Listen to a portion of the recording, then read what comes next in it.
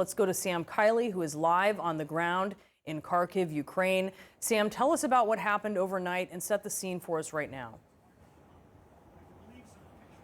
Well, Brianna and John, the attack on military installations, it seems so far the attacks have been limited to military installations, started a couple of hours before dawn here in Kharkiv. And of course, you'll recall that just across the border, which is only 25 miles away, a very substantial Russian force have been building up around the city of Belgorod, where our own Fred Pleitgen was able to see and more importantly hear outgoing artillery also being fired, presumably in this direction or in the direction south towards military installations. Clearly, if you look at the pattern of attacks across the country, the aim of the Putin administration at this stage in the conflict is to attack air defenses, air installations. There have been airports and air installations and communications attacked throughout the country, including here around Kharkiv.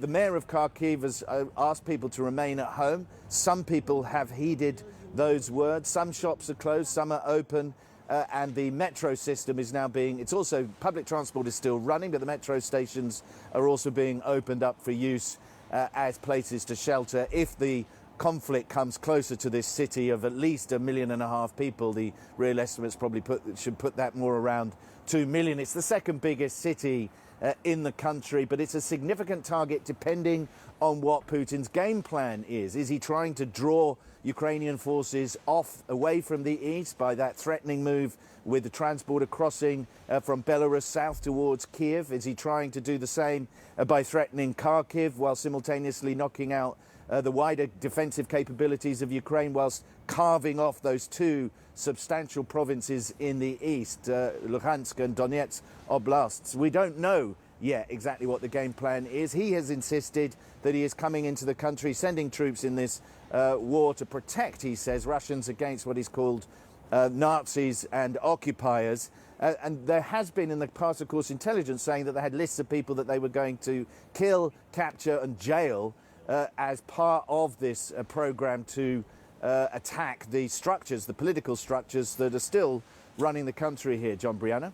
Sam, I just want to give people a sense of exactly where you are on the map here. This is Kharkiv, where you are. You were talking about Belgorod, right over the border in Russia, where we saw satellite imagery of supplies being massed yesterday. You said Frederick Pleitgen heard artillery outgoing from there, and you can see it is some distance from this separatist region. Sam, any impact that you can see yet on the civilian population? Any casualties that you have heard in Kharkiv at this point? We've got local reporting. We haven't been able to go out and confirm quite yet. We're letting things to settle down because we think this is probably the first wave of the military action. Everybody here is concerned about the deployment of ground troops. There have been reports in Kharkiv of an apartment being struck by some kind of missile or artillery. We don't yet have any reports of civilian casualties. I'm just about 150 yards off to my left from the biggest hospital, which is next to a number of other medical institutes here in Kharkiv. They appear to be working as normal. There's certainly not a rush of people in and out of emergency sections there.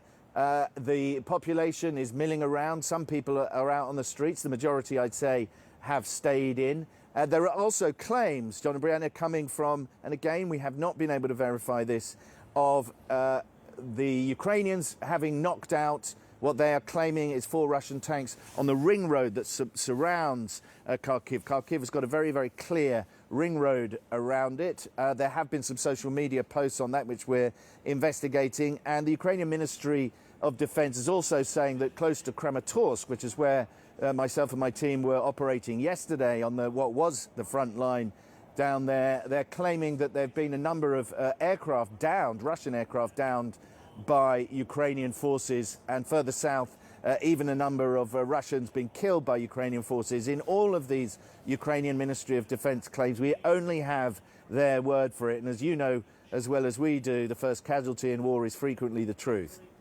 I just circled, Sam, the Krasnotorsk where you're talking about there. I can also show people a sense of the scope of where there have been explosions, either reported by CNN reporters or by locals. You can see it's all over the country. Kharkiv, where Sam is, Kramatorsk, Kyiv, gives you a sense of the scope of it. Sam Kiley thank you very much for being with us. Stay safe. Keep us posted.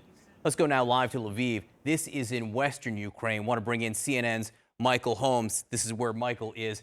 Michael, I do understand there have been some air raid sirens there.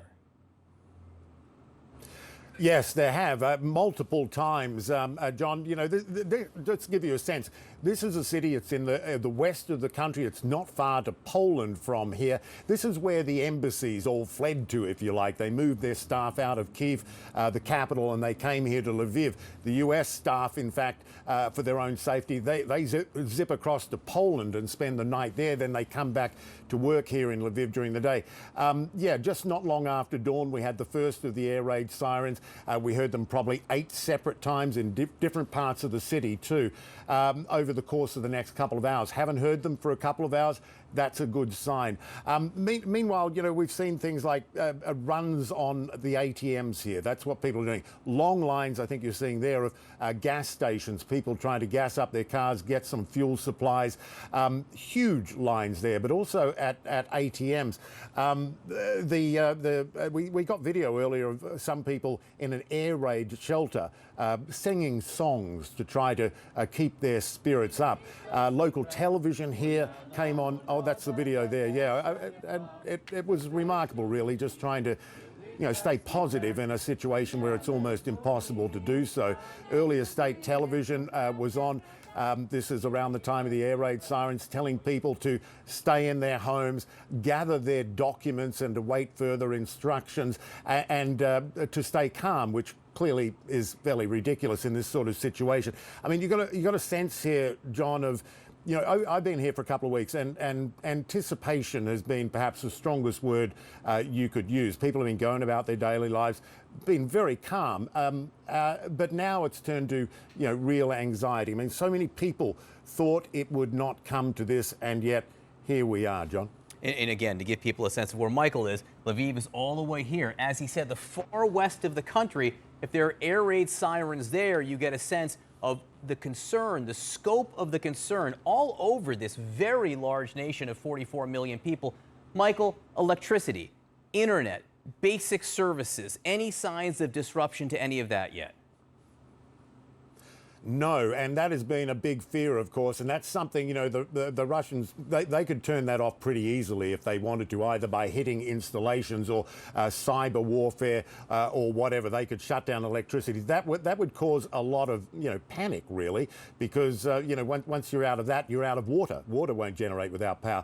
And so, you know, people would then be in a real situation of crisis. That has not happened yet. We hope it doesn't happen yet. The other interesting thing, you mentioned the proximity to Poland. We've spoken to people here who are just waiting to see the next step. If things like power went off, water was cut out, there were communications jammed and so on, they would head to Poland. And a lot of people, I was talking to Jan Egeland from the Norwegian Refugee Council on my show a couple of hours ago. He said the world does not understand how this potentially could lead to a massive humanitarian crisis. You could have 2 million people fleeing to neighbouring countries, and we saw the traffic jams earlier from Kyiv heading out of the capital. They were heading this way, so we're expecting a lot of people to come to Lviv. A lot of them might head on to Poland, John. Yeah, we can see right here, this is the border with Poland right here. Of course, U.S. troops are now stationed in Poland to deal with the potential for a refugee situation. Michael Holmes in Lviv, please stay safe, keep us posted. All right, let's get some analysis on the situation with retired Colonel Cedric Leighton, CNN military analyst and former member of the Joint Staff at the Pentagon. What is your assessment of the situation right now, Cedric? Well, Brianna, it's a really bad situation for the Ukrainians. When you look at the map right here, you take a look and you see Kiev right here, of course, is in the north central part of the country. This right here, I believe, is one of the major targets of the Russian effort, because what they're going to do is they're going to come down here from Belarus. They are also going in through Belgorod to Kharkiv, where Sam Kiley was at. What else is going on here is we've heard explosions in Odessa. And the fact that these explosions have occurred there indicates that there's probably a seaborne missile strike effort going on from the Black Sea. So with all of this, what you're seeing is basically a three-pronged attack to not only take a large portion of Ukraine, but potentially divide the country in half. Is there a pattern at all that you're seeing here? And how much more is this than you expected? Well, I actually expected them to go big. I think that when the incremental approach that a lot of people talked about in the West was not the way Putin was going to do it. So I did expect them to do this. Now, when you look at the various areas that they actually set off detonations, basically you're looking at something throughout the entire country. So every single point here shows that there were some type of effort that the Russians made. They targeted all these different entities, and that really shows how difficult the planning process was for them, but it was also an extremely thorough planning process.